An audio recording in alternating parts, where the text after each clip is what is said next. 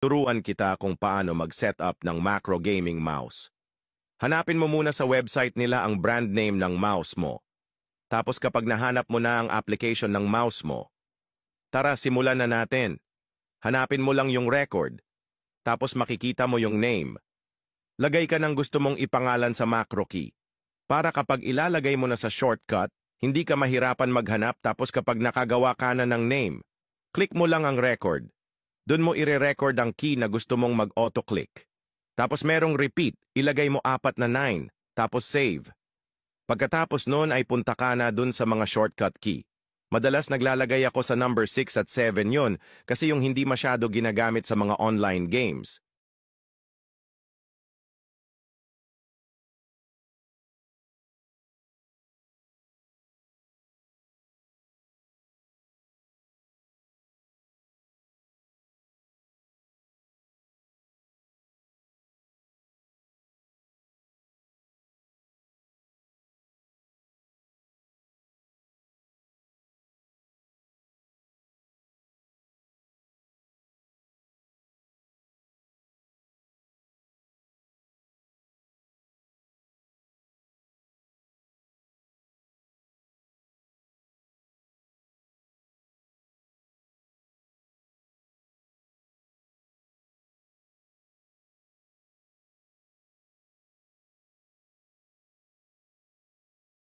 Yun lang sana nakasunod kayo. Maraming salamat.